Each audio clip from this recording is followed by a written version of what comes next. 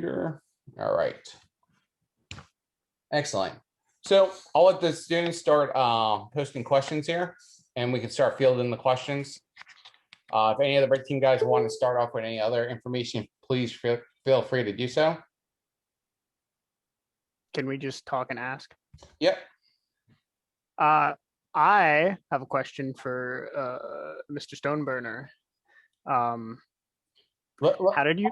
Sorry, let's do this. I guess introduce yourself like a team member, captain, and if you can tell us what school. Oh, hi, I'm Richard. I was Firewall. I come from UMBC. I'm curious to how Red Team felt about the switch to Cisco on day 2. It was great fun. To be fair, I hate Palos, so I was pretty okay with that part of it. We had a lot of fun preparing to do something really quick. So it was, I think we had, from when we finally all got on and everyone was ready to say let's come up with a plan for going against ASAs, I think it was probably 15-ish minutes to go time. So if you felt a little bit rushed to defend it, don't worry, it was mutual. Yeah, so we kind of threw together a plan and hit the ground running. It was one of those, it wasn't Palo, so that was a plus. Yeah, it was pretty interesting. All of us running out there trying to figure out how to get the client to install, how to get our Java packages to be updated, where we can use a downgraded version of SSH even. So yeah, as we were trying to speed against you guys, we were also trying to figure out how to do everything at the same time. All right. I did see someone ask about how did we get into the DCs on day 2. I'm not sure what team that is asking. The user was HOA. So Chris, he said he was GMU. A GMU. All right. So if anyone on the Windows team would like to speak upon at a high level without sharing all the secret sauce there. I mean, there's no secret sauce on getting into fully patched Windows systems. It's either credentials or nothing.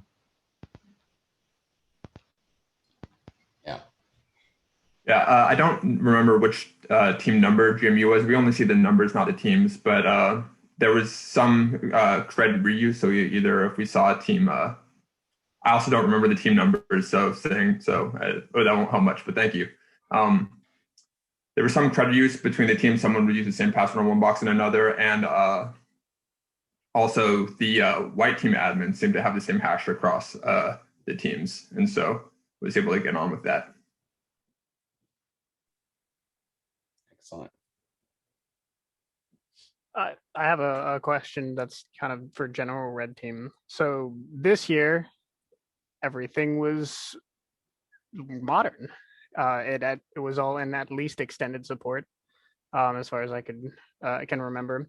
How did you guys feel about that? Not to mention the not having default creds.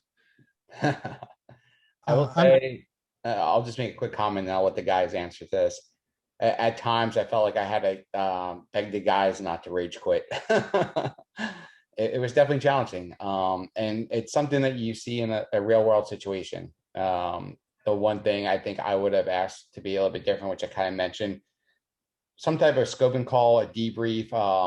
As you go on any new engagement, you really don't know what to expect, but you do usually have that lead time to get some additional information. So the guys pretty much went in pretty blind, and I'll let them go in there from their standpoints. Yeah, from the Linux side, it's actually easier for us. I don't know for those who've competed at nationals historically, having to make our kit functional across bullshit operating systems as well as like 32-bit operating systems back to like 2008 is actually really hard. Not only for us to be able to build that functionality and keep that functionality across all the different versions and such, but also, I mean, the main thing is, not accidentally bricking your box, because as I'm sure all of you are aware, we're doing some pretty gnarly things to those systems, and so trying to make sure that those things stay stable across that. So in that regard, having it on a modern operating system is actually a little bit easier for the Linux side. Not having creds right away. There's no creds at nationals at the gate, so that's similar there. I would actually kind of tip my hat to Rob here. This, I think, was harder than nationals is in terms of just apples to apples comparison. Not like this is the hardest region, which I think it is, having competed in a few of them, but this competition was harder than nationals, which is probably why Mid-Atlantic is the 4-time defending champion or some shenanigans. Yep. I think Rob is definitely a lot of credit this year. He took over this year. He built an amazing network, a very complex network. It's probably the largest network we ever seen within the Mid-Atlantic CCDC over the last 15 plus years now. With a lot of connectivity, a lot of things going on behind the scenes, and a lot of areas for both the blue team and the red team to really learn and test on. Do I need to drop so that you guys can talk like real shit about me? Just you guys are keep on giving me praise, and I'm like, is it just because I'm here? No, we'll talk shit about you regardless. Yeah. Okay, just making sure. So, anyways, this Rob Fuller guy. What a jack. Dumb idiot face. Got him. So very full of himself. So very. Excellent. So what you're saying, what I'm hearing is next year, I need to make it harder. Yes. That's what I'm. Okay. Got it. So all BSD systems. There you go. Just BSD. I know a guy for that. Bring back Stewart. All right. What else? Am I good to ask another question? Yeah, go ahead. So when this is for firewall again. So when you're exploiting the firewall, so I'm thinking of day one. It was PanOS 9, so there was a pretty good exploit, right? Do you get dumped into the Red Hat underneath, or is it what we see when we're just normally logged in on SSH? So it was Red Hat 9, but it was not vulnerable. They put out a lot of their patch versions in Amazon. We did have some stuff pre-built, ready to go for some of those recent exploits, but it ended up not being vulnerable. So our way in for day one on the initial hit the ground running was hoping for creds. So we were looking, working with the other teams pretty heavily to see who was able to find creds on any teams, and if they had access, could we pivot through them to try and get keyloggers or anything running somewhere to try and watch you guys get onto the firewall so we could hope to get some creds from there. But for the most part, and this applied to last year as well, is that if there's firewalls, and especially for Palo, generally speaking, that password is really, really, really critical for you guys to keep us out. And the faster you change it, the more likely you are just to keep us out. When we do get in, or if we're able to find an exploit or use an exploit, or if there is a downgrade that happens maybe as an inject or something like that, wink wink, there are ways we can get in, and we do like to try and get at the Linux OS under the hood. We have a lot of fun little kits that we typically deploy on Palo that go at that layer. Otherwise, we're operating the same as you. So we're using, whether it's SSH or web or API. That's one thing I would say is a big takeaway here is there's lots of ways to manage a Palo Alto, and try not to get stovepiped into one or the other. We will look for places that we can hide, but especially for Palo, a lot of times anything we do is really obvious on the dashboard, in logs, if you're looking. If you get in and you think you've changed your password fast enough to keep us out, it would be good to periodically do a sweep of the logs and see what you see. But more specifically, yes, we do get under the hood. We didn't this year, and probably not going to talk details about that.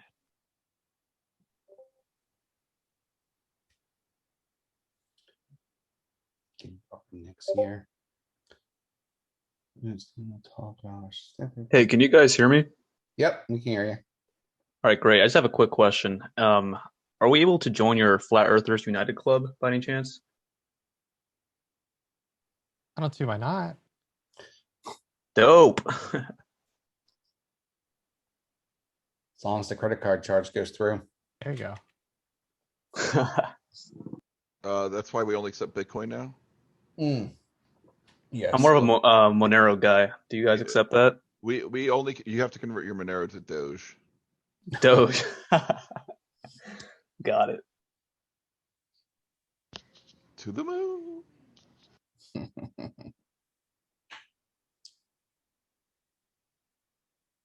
All right. Anyone else have any questions?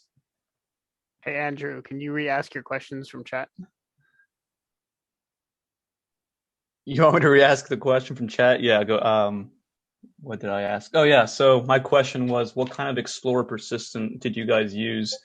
I noticed beacons popping out of Explorer every time I logged in with a new user, and I remember seeing that last year too. And I kind of prepared myself for this, looking for that one specific DLL, but couldn't seem to find it. So I'm guessing you guys used a different one. No comment.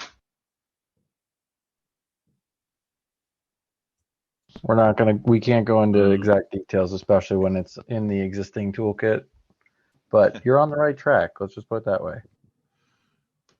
All right, cool. So I'll keep an eye out.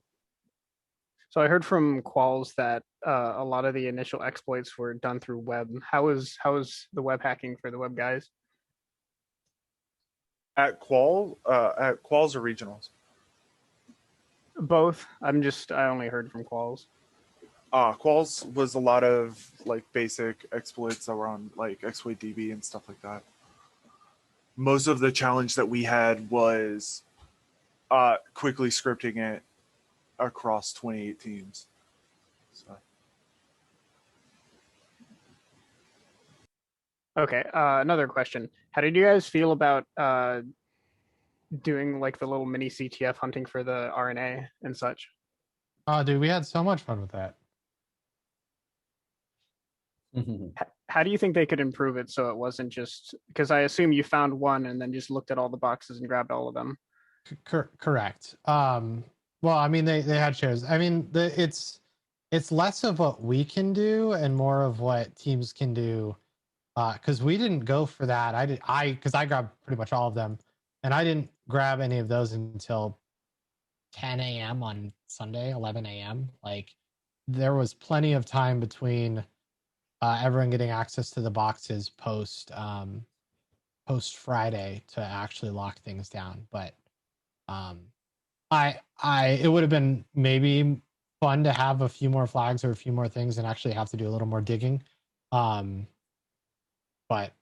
I mean, sort of is what it is. I think. So I'll clarify one thing. The red team didn't understand or know is that the enclave, the Palo Altos were broken, and just not like they could RDP, but it was not working. Like it wouldn't log you all the way in, and that's why the enclave Palos disappeared.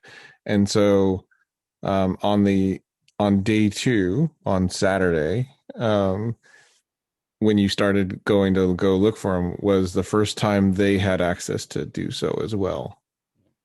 Right. I just, my point, I guess, is I was probably 2 to 3 hours after I think you said that everyone had access to the enclaves because we were working on other stuff. So there was certainly an opportunity to lock that stuff down, but I also absolutely really aware that the middle of those competitions is a little bit insane. So yeah, and we also reiterated both days how important that RNA was, that mRNA was, and the enclave specifically.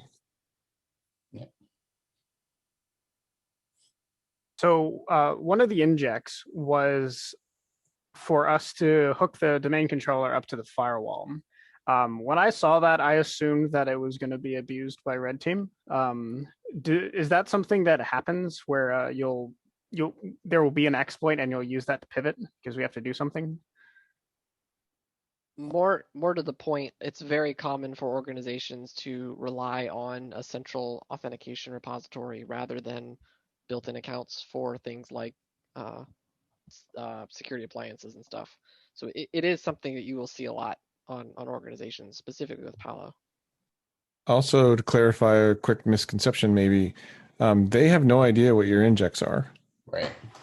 Oh, Like that's through an entirely different out of scope system that they have no idea what's coming down or whatever. Like, so the red team does not know that you had an inject to join it to the domain. They'll only see it if they happen to try and log in and see that there's a new option. Yep. okay. Thank you. And that's where sometimes it would be nice, and I'll just say from a red team perspective, it'd be nice if we knew what the injects were, because we can make the competition more interesting for you guys based on what the inject is.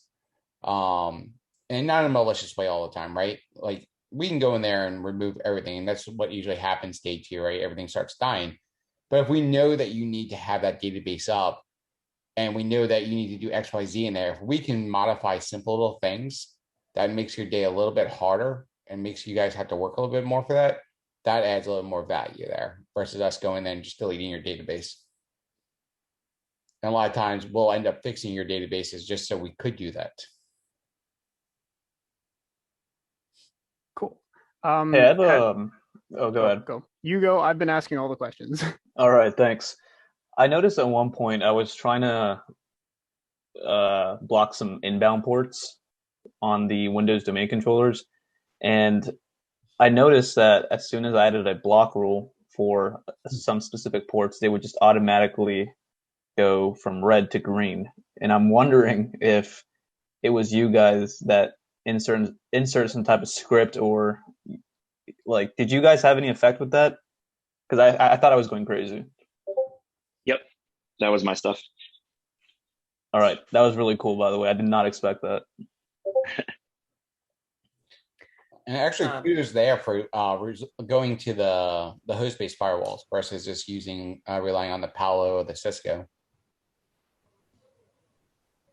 I actually had a quick question, more of a specific thing. I was with Team 6 at one point. I was on my, what box was it? Jenkins, yeah.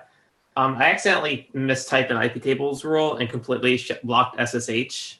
But you somehow fixed it, and I don't know how you managed that, and it terrifies me, but I'm just curious as to what happened. I mean, there's always multiple ways in a machine, right? Yeah, I figured as much. I mean, Granted, we had access through the Jenkins web. Oh, right. Like the Jenkins API. Yeah, I was thinking about going through there to get back in, but by the time I did that, I was like, I noticed, hey, wait, why is SSH working again? So okay, that's probably it. Yeah, we got your back. So thank you. You're so helpful. I appreciate it. I remember that happening. So one of the things that you guys did with us is we found your Spartan script.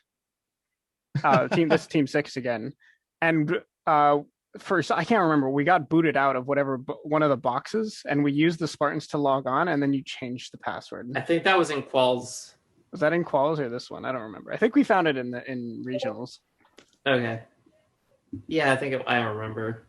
I remember finding it, but I don't remember using it to get in. You did. You were like, "Oh, hey, wow, the Spartan user." Oh, right. No, yeah. I'm sorry. It's been less than a week, and I'm already losing it. Yeah. So how did you feel, or what was going through your heads when you saw us logging in on Spartan? Brilliant. I actually noticed that, and I was like, "Huh, they figured out the password. I guess we got to change it for next time." No, now I have to add special characters to my passwords. You have a capital Z and an O, or 0 instead of an O. Yeah, I got a quick question, and I apologize if this already been asked because I came in just a little late.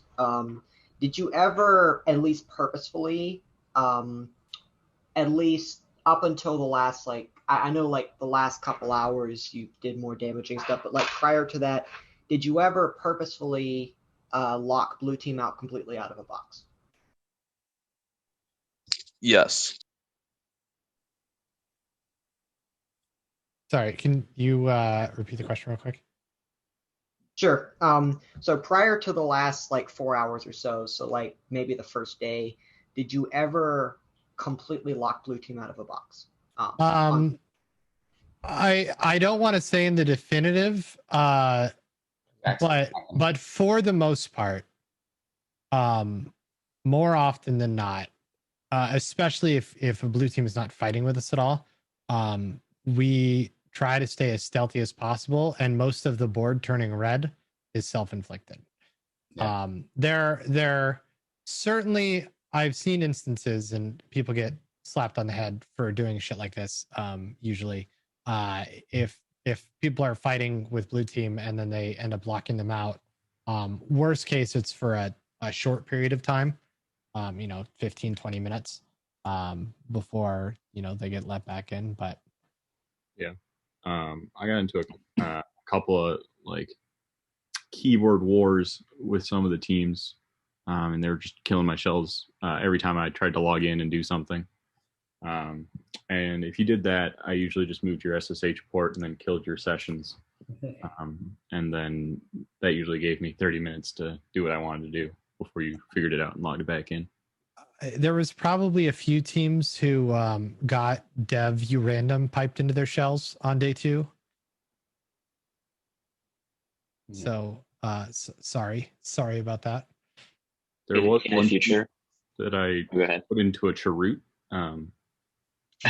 because they were really, really annoying. And I'm sorry. I kind of forgot about it. But I ended up fixing it, I think, after like 20 minutes. So from like a red team perspective, if you fight us, we'll lock you out. That's kind of a standard practice. But my advice is don't just kill every shell you see immediately. If you kind of go about it in a way of like you use some tools to figure out how we keep getting back in, and then you cut that off before you kill all our shells, that's the way to do it. I mean, your scored surface is going to stay up longer if you don't make us upset, and then we kick you off the box and then take your service down. So blind hacker here. So I got a few questions based on that, because I actually said that to some of the universities that reached out to me and said, hey, before we go in, can you like give us a primer? And so I jumped in with some of the universities and said, hey, has anybody ever Googled how to win CCDC? Because Rob has written blogs and PDFs, and there's all this magical data freely floating out there if you guys Google those keywords. And so I jumped on with a few universities and literally reiterated that specific thing. Like, rule number 1, don't fight the red team. Don't play whack-a-mole with us. Old survivalist trick is 1 is none, 2 is 1. So keep that in mind. So when you think you found the one, I guarantee you didn't. And the thing I was talking about some of these universities is, hey, like if you see a shell, start doing research on it first before you kill it. Start looking at it. What else is it doing? Where did it come from? Who put it there? What time did it get there? And then when you get ready to go kill it, start really paying attention to see if you can find the other processes doing it. Write those things up. I remember prior years, there was the ability to do write-ups. So you could get red teamers arrested. Well, cool, you got one shell, got one red team arrested. Well, now if you can literally do enough research, get one red teamer knocked out for a little period of time, meanwhile you see the second one spin up, you see all of a sudden their shell come back a few minutes later, you've got that research. Now you can get 2 of them locked up, right? Like that's kind of like, it's a big trash talking metric right there, right? So like doing that level of research is what I told everybody who approached me and said, hey, can you kind of help us prepare for this? I was like, first of all, Rob talks about how to win it. Don't play whack-a-mole, be ready, do your due diligence, things like that. So my kind of question now for the blue teamers is how many of you all reach out to us red teamers beforehand and do it? I mean, I know who reached out to me, but have you guys thought about that? Because we're, most of us, we're not going to tell you secret sauce, but we'll let you guys, ask us a few questions. What would you say the best way to contact you is? Twitter, Discord. Most of us have some type of social accounts out there that you guys can reach out to us on. You want to go plug all your social media for us? At the blind hacker for everything. You can just scream into the sky, and then I'll probably be there. So no worries. I hate it because it's like for the couple months leading up to CCDC, I can't retweet stuff that I want to do because I know people are watching my Twitter. Or star things on GitHub. Yeah. UVA. I was having dinner with Jake from UVA a couple nights ago, and he was like, "Yeah, I still watch your GitHub all the time." He used to do that, and I don't star anything on GitHub anymore because I know you guys are watching. Oh, I star things. You're ruining my life. You guys are ruining my life. Using what's it called? Merlin. How did that go? Never heard of it. No, it's not. It's not. There's no Merlin. What do you? I don't know what you're talking about. It was not Merlin. It was. I'm pretty sure it was Merlin. Not really Merlin. No. What was it? Custom Merlin with your pwn button that connects to the scoreboard. Did that come in handy? You mean pwn board? Awkward. Yeah. How quickly since the start? Because I know for like the first day, I don't think Blue Team really had access to Enclave at all. But like, how quickly did you guys get access to those crown jewels? Like, I guess it's probably different for every team, but like, it as in like an average, once you gained access to those systems. I think you already answered it. It was so- it was like back to back, right? Yeah, on Saturday, it was, I don't know, 11 o'clock or something. I just started at Team 1, pivoted through, RDP'd in, logged in, went to the SMB share, grabbed the crown jewels, pulled it back to my machine, and I just went down the list. It probably took 15 minutes. I think someone else started on Team 8. We met in the middle.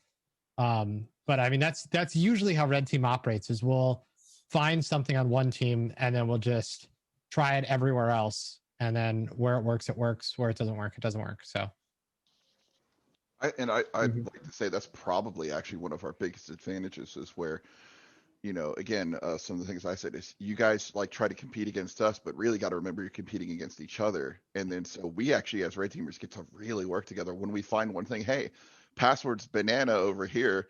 Is it banana on any of the Linux system? Is it banana on any of these things on any of the other teams? And we go, boop. Oh, turns out it is. Too many bananas. And accidentally a box of plantains, for those of you unaware. Nice. The dreaded banana.sh. I have a quick question. When you guys disabled W Digest, doesn't that require a reboot of the system for that to take effect? It does, but you guys are generally pretty good at rebooting the Windows boxes. I don't know why, but They've got that down. generally I'm not waiting very long. Can you So I guess speak this is a go?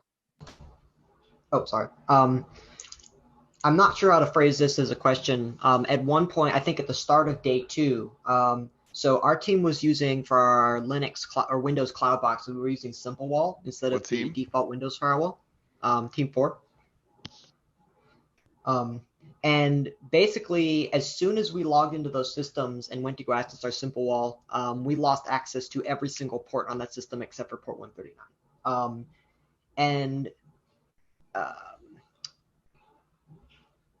I don't know if you guys had any insight on what might have happened there. Like if your scripts were, because we're scripts, I mean, I know SimpleWall, when we set it up, we actually disable the Windows firewall because they tend to interfere. So I don't know if your scripts potentially re-enabled it or something, but I'll bring it up because that definitely confused us for a good portion of the competition. In terms of 139, it's like impossible to block 139 even with like the Windows firewall. So that's probably why you're seeing just that. In terms of things that we do with SimpleWall, the only thing I can think of is killing it. But that's just like when you try to access the GUI, it wouldn't. I don't know of anybody that has anything that would like add rules or like re-enable the Windows firewall. I mean, for me, I'd like to disable the Windows firewall if anything, right? So I'm not sure. Nope, I don't understand why that behavior was happening.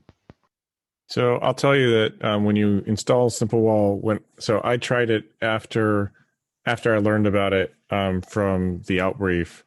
I tried it on one of my VMs and it locked me out of RDP as soon as I finished installation. I had to go in and console in. So that might be what you're going up against. Yeah, so on day one we set it up and we set up our ports and everything and it was working fine. And then we Okay. left it be. And then at the start of day two, we went back in to go like add a couple rules. And as soon as we went back into the GUI, our RDP session was like instantly killed.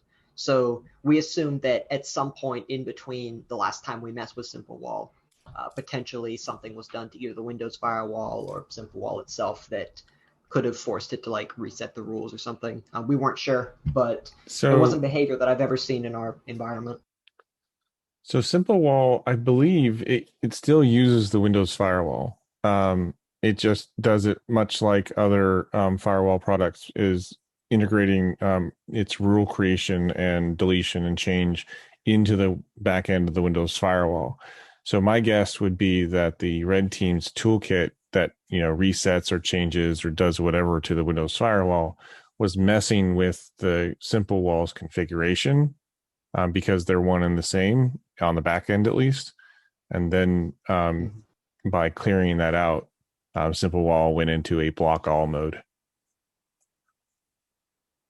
Yeah, that makes sense. I have a quick question. Oh, go ahead. Sorry. Also, we are looking into Simple Wall right now, and it looks like it might be a rules violation, just because it's not free for enterprises that we can find. It's trialware, but we're still looking to make sure one way or another.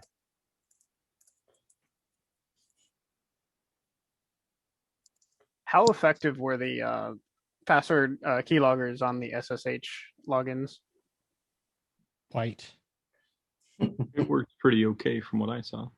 Your new password is. Thank you. Yeah, it was hit or miss depending on the team, certainly, and depending if we could exfil passwords externally or if we had to be on the box to go find the passwords. So Rusty, I think what Richard's talking about actually is the multiple prompts when you connect in. Yes. Oh, nice. And I'm fairly certain that's not us. I think that was a artifact of breaking part of your DNS or Etsy host file. Oh, great. If you do that, it gets weird and it won't prompt you correctly. I've had that happen to me many times as a blue teamer. It's weird, but it happens every time. So I don't know what to tell you there. That upsets me so much. I spent most of the second day trying to figure out where that was coming from. So you're telling me what we thought a password logger was just because you broke something else, and there was another password logger that we weren't aware of. Great. There was a couple. That goes back to what Joe was saying, the blind hacker was saying earlier, about making sure that you investigate what's going on, taking that moment before killing that shell to really understand and dig into. And that also helps you guys with your incident response reports as well.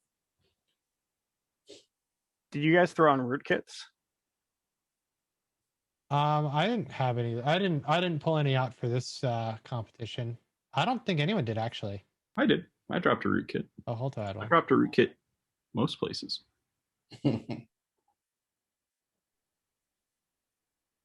How do you guys feel about the people, quote unquote, playing the game, like putting in netcat listeners or whatever, trying to get their stuff scored?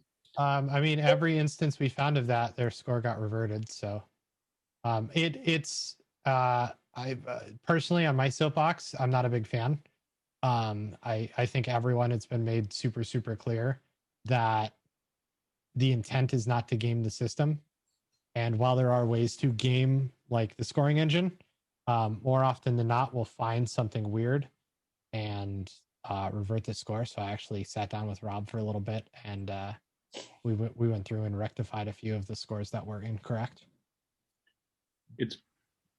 We found it pretty quickly. I think like 2 minutes before we were like, hey, they're doing this. And then white team knew and immediately started tracking.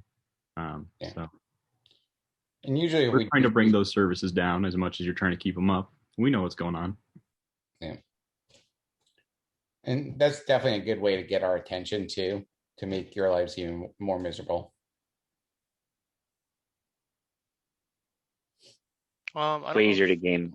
Sorry. It's way easier to game white team than it is to game red team in a lot of instances, in my experience as a blue teamer. But take that as you will. It's easier in person, also. So, Team 6, UMBC. And I don't think anybody's asked anything about I think they mentioned the phishing attempt and stuff on, I don't remember which box it was. It was all over the place. Yeah, I mean, how was that for Red Team? You used a ton, or? We did a bunch of the phishing stuff. I know it was a little bit of a challenge at the beginning there, trying to get it all set up and working properly. But I think once we got to the end, we were in a pretty good spot, dropping some stuff and getting some callbacks. Something you guys would want to see on like future competitions more often, or? I mean, I love the idea. I mean, what 90-something% of attacks on enterprises come through phishing or something. So I think there's definitely a very real element to that that attack vector. You know, most people aren't just finding creds sticking anywhere. They usually fish someone and then pivot from there. So I like it. I think it is a one-to-one mapping in terms of actual real world simulation, I guess. For that. I do like the concept and where that's heading, but I do think there might be a little bit that could be improved upon for the realism, because at least from the Windows perspective, the machines were on the domain, and generally when you're on the just having some level of domain access gets you a lot in an enterprise network. There's credentials or file shares, or there's plenty of places to go and harvest things. But in this environment, since you guys never touched the workstation, since they weren't graded, and there were none of those resources, I would sit on your email box and stare longingly at your DC, wishing that there was something that I could do to get myself there without a ton of options.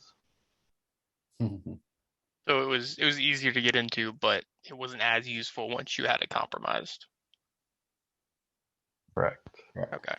Do you think like the white team should add like common vulnerabilities or misconfigurations to make it more realistic, like purple roastable users?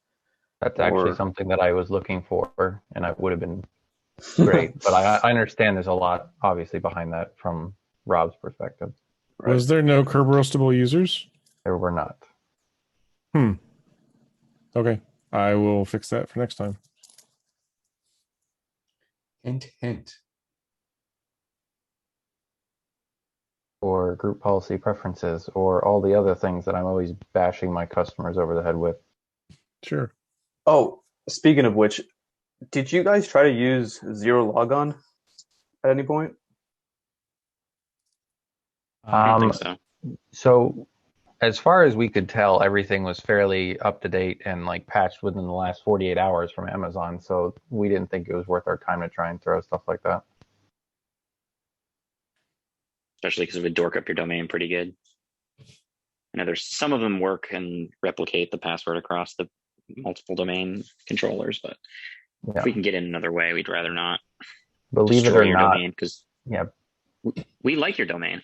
Yeah, believe it or not, your domain working is actually what we want it to work probably as much, if not more, than you do.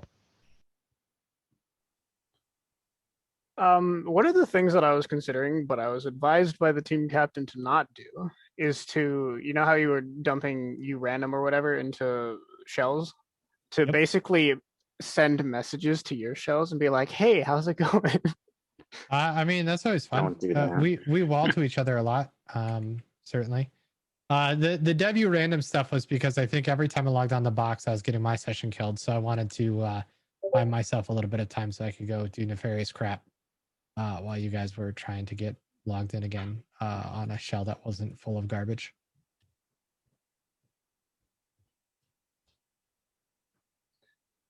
And that goes back to what we said earlier. The more you play whack-a-mole with us, the more attention you bring to your team.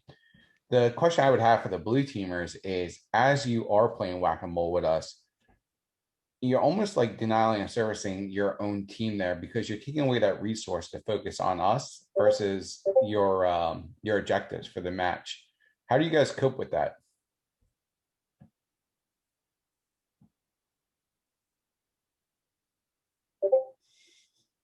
Or do you cope with that? I wasn't the one who was doing that, but I'd imagine that there wasn't a whole lot of thought given to it. It's more like, oh, hey, a thing's happening. I need to stop the thing happening, and that's about as far as the thought process went. Yeah, I love knife fights. Nice. The other thing too, I wanted to ask the blue team about too is when you guys are thinking about reverts or different actions that you're about to take, what type of risk analysis goes through your heads before you make that action? Like, do you guys talk it over as a team? Do you just say kill everything and let's get a clean working state? What type of analysis or to risk do you guys apply there for your So I'll try to talk a bit for Team 6. So one of the things that we kept keenly in mind about reverts is that we had 2 free ones. We did not want to go over 2. And would only want to do reverts on the most key boxes. So we basically were saying, all right, we'd only do it on domain controller and firewall. Anything else is never going to get a revert. I think we only ended up reverting the firewall, and we basically said, all right, if the firewall goes down, it's blocking ports and we can't access it, then we revert the firewall, because without the firewall, then everything behind it is dead. Actually, I have a funny story, and I think Red Team was aware of this, but after we did the revert, I was just like, all right, how can I break it in such a way as Red Team can't do anything to it, and it's just going to stay open, because I don't care about firewalling at this point. And so I deleted the only admin user right after the revert, and White Team was like, hey, did our thing break it? And we were just sitting there crossing our fingers hoping, and then Red Team said that it was our fault. So nice. I guess to add on to that question too, what do you guys think about on day 2 as we start going through our burn down? Like, we get to the point where we're like, all right, there's an hour left. Let's wipe everything out and sit back and relax for a moment. But also we start seeing reverts and machines coming back up. What's your thought processes there as far as points versus reward that late in the game? I believe this is again speaking for Team 6. We were in second at that point, and there was enough of a gap between us and the other teams that we kind of stopped really looking. We were basically like, all right, well, we're not going to be able to take first, and we're also not going to lose second. So we just kind of goofed off a lot, and we didn't really we did stuff, but we didn't try hard it. I was assuming that you guys were focusing on injects, because I definitely noticed that. You said you were Team 6, because yeah, Team 6 and Team 1 were fighting us pretty actively, and then when we were getting to that final phase, Team 1 kept fighting and Team 6 kind of gave up. So Team 6 captain, at that point there were only 2 injects left, and there was no IR to do. One of my suggestions for future CCDCs is, and I know that also has like a thing with like grading IR has to like cut off a certain point, but at the end of the competition, when things are really burning down, either give more injects at the end or give more IR at the end to let people have things to do at the very end if they're not accessing boxes. You look at the last hour, we definitely continue to try things, but our only options at that point were to actually modify the 1-1 NAT rules to point some of those services at other boxes. But then as soon as we did that, Red Team would potentially just kill them. So it was like a cost reward. If those boxes are potentially secure, if they're the ones left, opening up more stuff just gives a higher target. But when you don't have console access, then there's not a whole lot we can do, because if the boxes are dead, then they're they're dead. So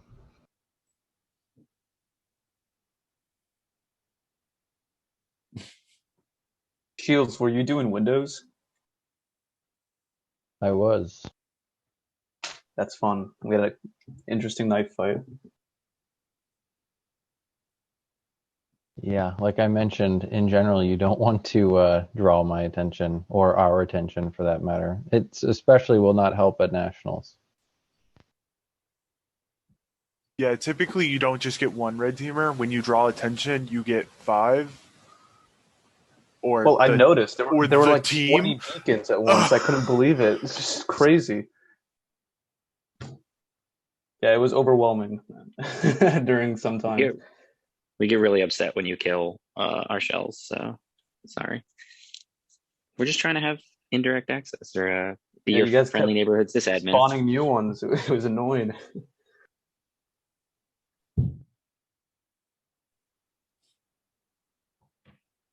If I can ask one follow-up question, Richard, you had said earlier that you were doing a after you reverted the firewall, you were like, "Hey, let's try and make it so that it technically works, but is barely." What you deleted the admin user on there? What Yeah, was the result of that? I was expecting it to make it so it would basically freeze and wouldn't do a whole lot other than what it would do by default, but it basically shut down the entire firewall. I assume it was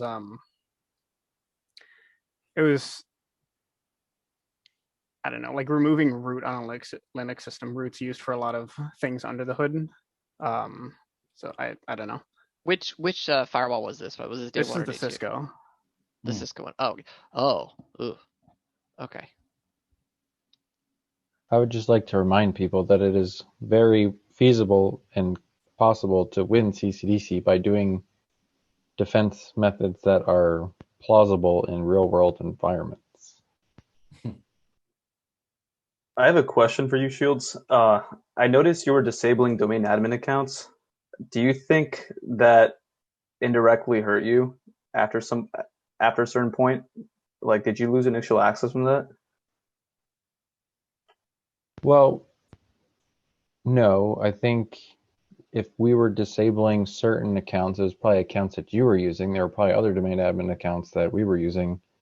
And generally, if we're doing that, it's probably because your domain is messed up and we need your local credentials. So if we kill domain access and you guys have to log in with local accounts, then that's what we're targeting.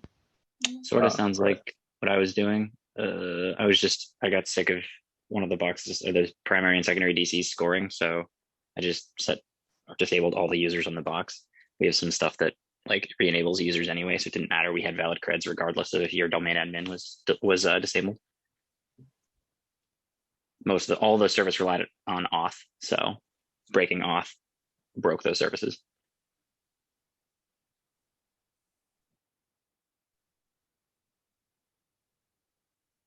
Hello, I am Anubis. I am a newbie red teamer. I also competed in CCDC in the Southwest region. 2015, we made it to nationals. I don't remember. I think we placed like 4th or 5th. But one of the things that I kind of wanted to point it out is that this was a new experience for me, and I got to see, kind of like behind the curtain. And I think the best piece of advice that I could give blue teamers would be, it's kind of like that old adage, I don't have to outrun the bear, I just have to outrun you. I don't think you should be concentrating so much on trying to battle the red team. You really should look at keeping your services up, because those are scored, and that's where you get your points and your injects. Because at the end of the day, that's really how you're graded. And the red team, might have some input, you might get fought, but every time you do those types of engagements, you lose the opportunity to make points. So I would say focus on the opportunity costs and worry about your services and your injects, because you're not competing against the blue team. You're competing, and remember, you're competing against the other teams. You just got to outrun them. So that's something that I saw, and it became very evident to me. And also, the other thing I discovered is the best red team is the blue team. So much mythos and legends, and it really is a bunch of guys trying to hack your boxes, and for the most part, as a blue teamer, and I remember, we do the most messing up of our own stuff. So just keep that in mind. A little piece of advice from one blue teamer to another. So I got a question for you. Sure. So in my because y'all brought it up in my How to Win CCDC, I talk about not interacting with the red team, don't poke the bear kind of thing. Michael Osalvia has talked about it every single brief that he's done. We talk about it in other forums as well from a red team point of view.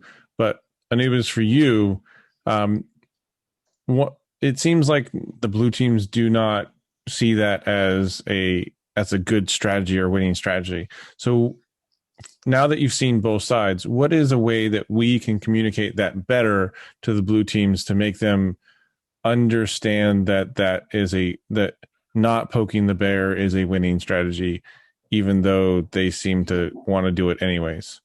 Yeah, like I've seen your slides, Rob, and that we were always trying to figure out like how do we make our team blue, red, and just trying to figure out and look at that advice. But really, it's this belief that it's adversarial. No blue teamer trusts the red teamer. It's hard to. Every red teamer says it. We're here to try to help you and try to help you learn, and please come talk to us. And we have that ability in nationals. We talk to somebody.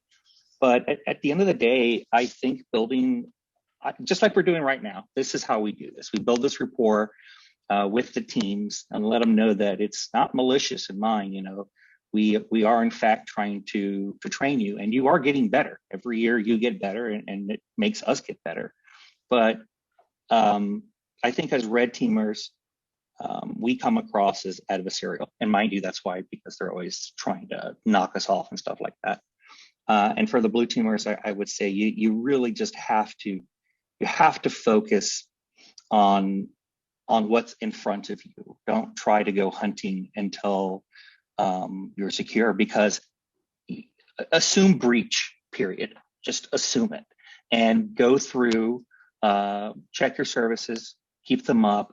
And then once you feel pretty confident about that, I would say, start your hunt. Try to corner them into where they need to go. But it's just trust the red team, finally, and just let it go. That's the best piece of advice I can give you. And having seen it, for sure, I can validate it. It's all true. Man, we used to look at videos and try to figure out strategies and all those things. And at the end of the day, it didn't matter, because it's like Rob said anyways, like you're getting this old janky box and you've never seen it before, and they've never seen it before either. So yeah, nobody's trying to pull the wool over your eyes. They're not trying to trick you or anything. Now in physical competitions, yeah, they may try to break in your room and whatnot, but at the end of the day, the intent is true, and it's there, and there needs to be that trust between both the red and the blue, and just start building it up. Those are my comments. I think one good example of that would be the firewalls as a whole. I think two points that play really well into that. One is I've probably fixed far more firewalls than I have like locked people out of, because blue team is the best red team. That's a great phrase. It's very true. And the second thing about that trust side of things is it's not that you shouldn't keep us out of the firewall, because you definitely should try and secure your firewall, but just keep in mind, if you put yourself in our shoes, as our goal of attacking the firewall is generally not to take your services down, it's to ensure that you don't keep the rest of the team out. So we're trying to keep things up and active and accessible just as much as you are. So on some level, there's a bit of a mutual there. So if you're trying to target, there's 15 different things happening in my system right now, which one do I focus on? Kicking the guy out of the firewall who's trying to let traffic in, including the scorebot, is probably not your best bet.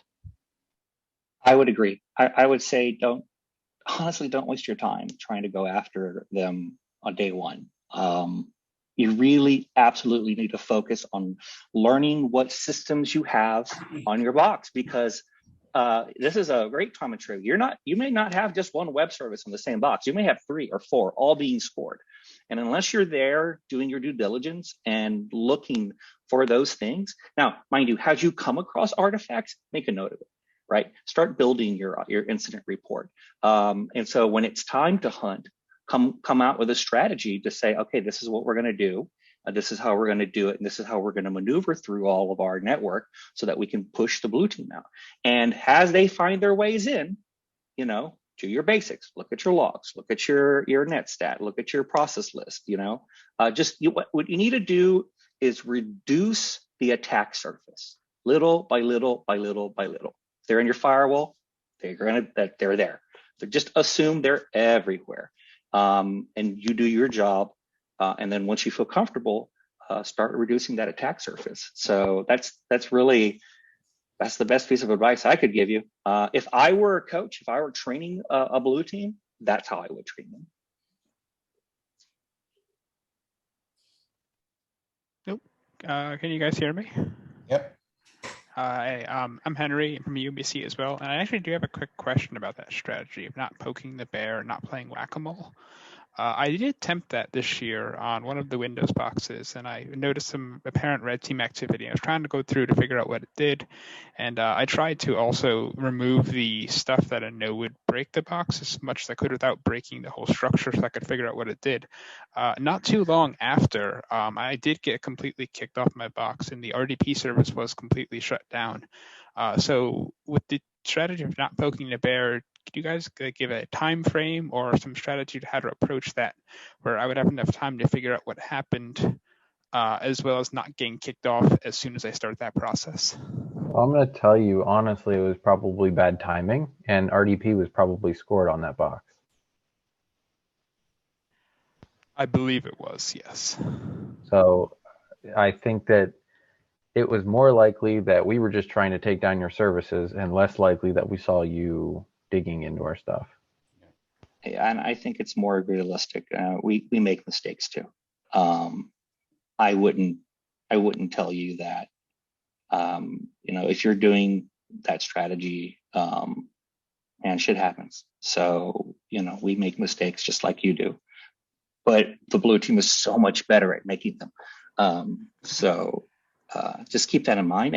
And here's the thing, right? So here's part of that trust I was telling you about. So when you do have an issue and you can go and you can do that trouble ticket, you know that there is a person or a team member who's trying to work with that. Because Rob would come in all the time. And he's like, hey, what'd you do?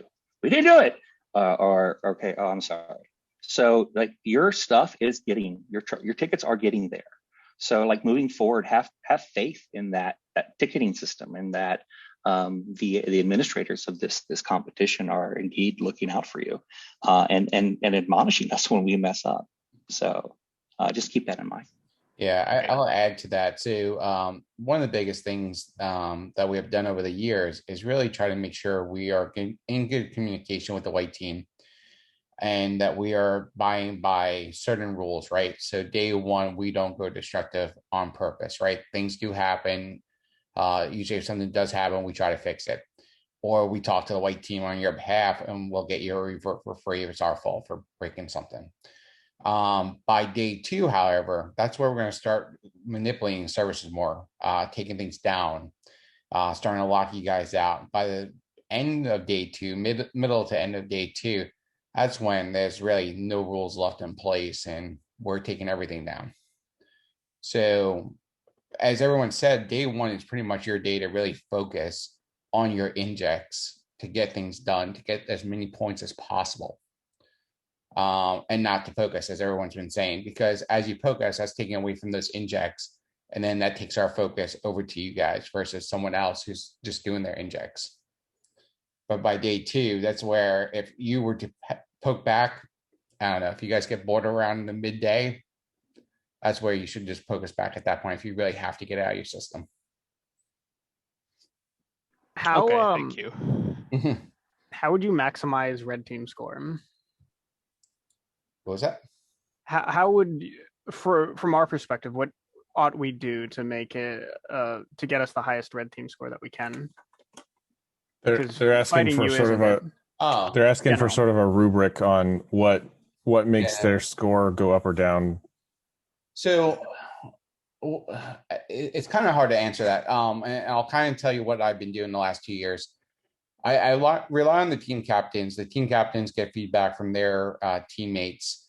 So, for example, Shields will talk to all his guys, say, hey, who did the best blocking us, detecting our tools, removing access? Which ones didn't we have any footholds on?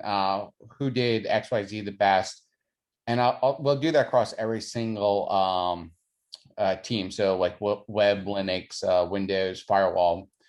And then we'll take the average. So let's say like 3 people chose team 6, 2 chose team 1, and we'll figure out who gets the point that way. And then we'll basically rank them in order from best to from first to last.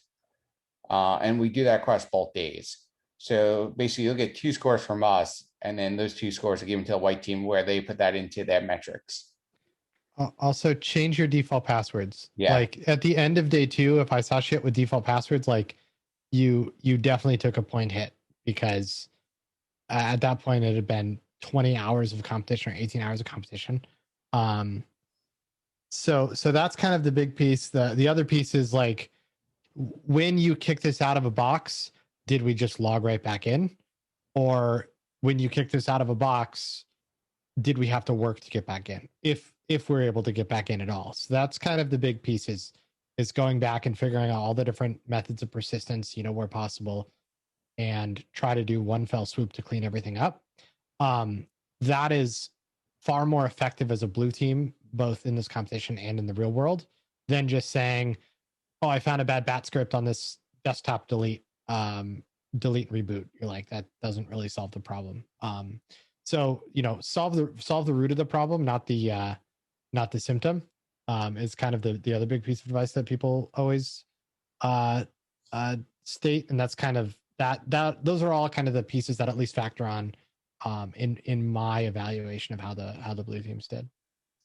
I'll add one more thing that the red team probably doesn't want me to add, is that if you are battling the red team, especially on day 2, they're going to have you in front of mind. If you kind of didn't battle them on day 1 and then succinctly kick them out on day 2, they're just going to think that you did an amazing job, even though they had access to all of day 1. So the scoring happens at the end of each day, and they talk about it and put it together. So there's a little bit of psychology there that you can kind of game on to get a better red team score. Rob's 100% right. I was at a competition, not this one, but I had forgotten about a team completely because they weren't fighting with me, and they just kind of quietly removed all my persistence. And then day 2, I went to take down their services and couldn't get in. So if you can do that, keep your head down. Don't draw attention to yourself. That's a good strat. Yeah, it all depends. I know the most stressful I've ever been at nationals was when that exact thing happened to me. I had full access to every single system at the end of day 1, and when we started on day 2, everything dropped all at once. But just keep in mind, as there are a lot of returning teams and people know the strategy, then the red team strategy will change too. So you can't completely bank on that either. Right. I'll say too that I know firewalls are a little different from some of the other ones, so take it with a grain of salt. But one thing we do is we reward effort pretty well. So even if you didn't actually make it all the way through to kick us out, if there's been, I think, 2 years now in the, goodness, it's not in my 10th year doing this, but that we've come across a couple teams that have put so much really good research and effort into figuring out how to get us off the firewall at day 1, that when they did kick us out, we went into day 2 and we're just like, you know what, it's your firewall, have fun. Like it was just really impressive that they went through all that work and effort to do it right. And so we were just like, I'm not going to try and get that back, go for it. So we will reward effort as well. And there was a couple teams this year that actually did a really good job. Like one of them, we had a backdoor account and they guessed our password. And we're like, wow, Good job. I should probably add some complexity next time. On that note, last point, also remember that there are lots and lots of different ways of managing a Palo Alto firewall. So if SSH and GUI on the web aren't working, try others. Yeah. I had so sort of a comment about somebody's message in the chat a little while ago. They asked, how do we manage all the boxes? And we do and we don't.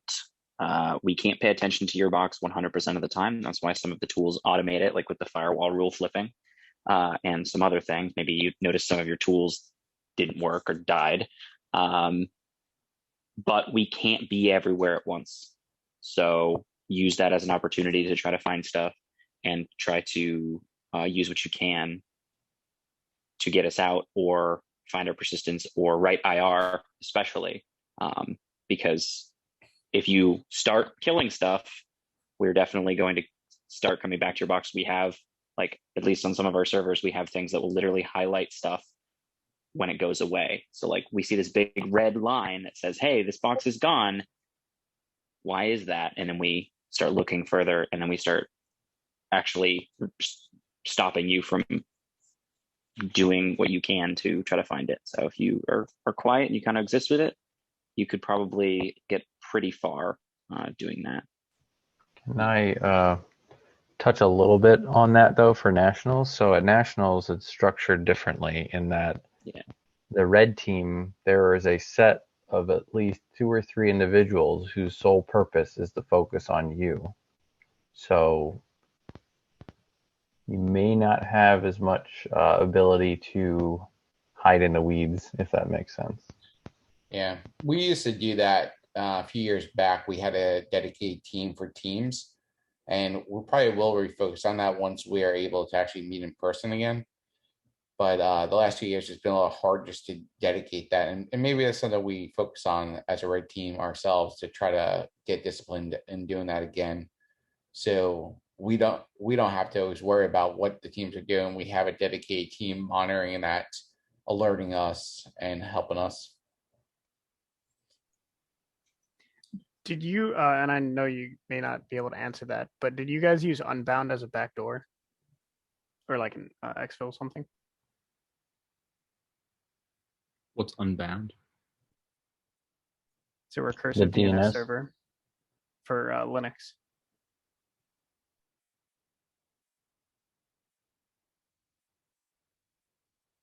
I'm gonna go with no. Well, it was probably self-inflicted. Rusty dipped out, so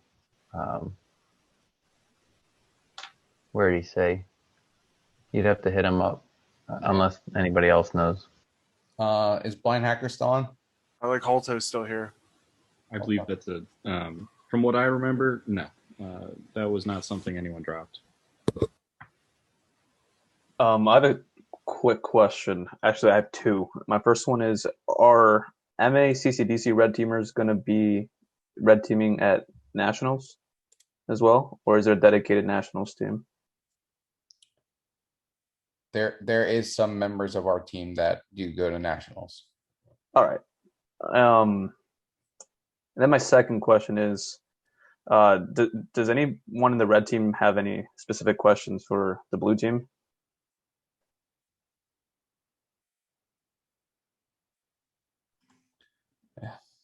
I'll shoot.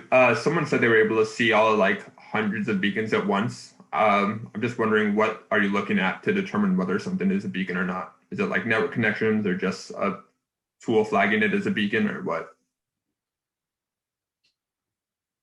That was new said that, and I can't answer that right now, just given that there are other blue teams here. But I'd be happy to share it after nationals. Cool, sounds good. I mean, on web team, I got on a few boxes and I could just go through and I was like, hey, web, or hey, Windows, is this yours? Is this yours? Is this yours? So. Yeah, fair enough. We communicate across the team quite a bit, asking each other even what tools we're dropping, what's out there, just so we're not stepping on each other as well.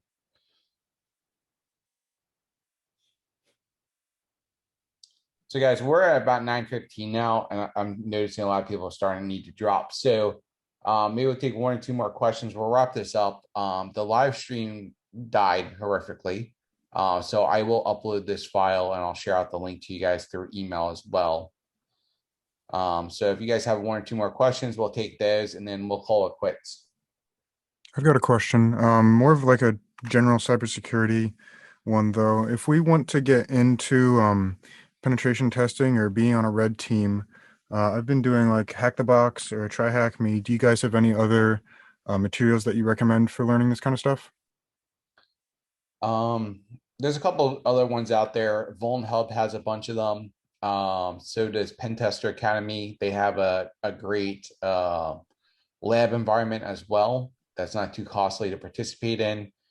The one thing I'll mention about CTFs, and other people on here can correct me here because we all have different feelings about CTFs, is a lot of them are really gamey. So you lose that realistic view of it. So when you're applying to the real world scenario, it's not always as good. But if you find a couple of good Vuln Hub ones out there or some other CTFs where they are more realistic, I think that'll help you much better. I heard that the Offensive Security Proving Grounds is really good. It's old OSCP boxes, so yeah. I'm not gonna lie, I learned the most from CCDC itself, honestly. Yeah. One thing that I have told a lot of people in my day job is it's good to go out and look for the offensive security things like Hack the Box and stuff, but don't discount the value you get from not just the blue team in terms of cyber defense, but also just sysadmin and network admin and database admin. And the best way I've ever learned how to break something is by learning how it's supposed to work and what common misconceptions and misconfigurations people have when putting it out there are. That drives a lot of where I go to poke. Yeah, I think that's really good to mention, Chris. I've told several people that in the past, like having that experience as a sysadmin, having the experience as a blue team member, that gives you a lot of insight of where the malicious actors are going and how to protect against those. So as an offensive player, you have a better idea where to go and target. Yeah, 100%. One of the things I do is I try to break your service to distract you in like new and creative ways. And so the faster you can get at fixing those, the better you'll be.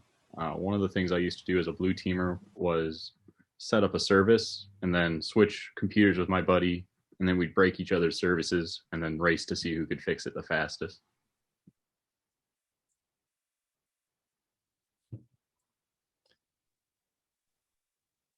Okay, thank you.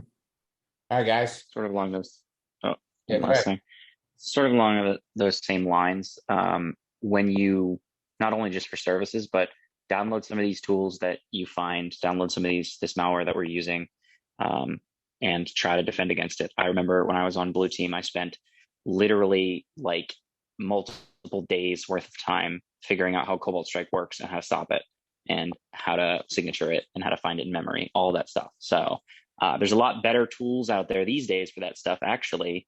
So if you haven't looked into that, I think you can still get I don't know how the trial licenses work now, but I'm sure you can get one. I'm sure they'd be happy to provide one to you if you want to look into it more, because that, among other things, is some of the things we use. So just if you're not doing that already, definitely do it. I would add on to that too. Being that most of you guys are students, take advantage of having that .edu account. A lot of companies out there will give you discounted software, free trials, and other items to get used to their tools to kind of build up that marketing with you as you enter into the industry. So your .edu domains for your email will definitely get you a lot of great advantages out there.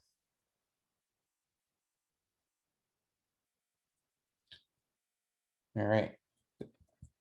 With that, we'll wrap up for the night. As I said, this has been recorded. I will upload it and I'll email you guys out once this has been uploaded. I want to thank everyone for attending tonight. Especially thanks to my Red Team guys for staying up, dedicating more hours to this once again, and for the students, for you guys being able to join us tonight. Have a good night, everyone.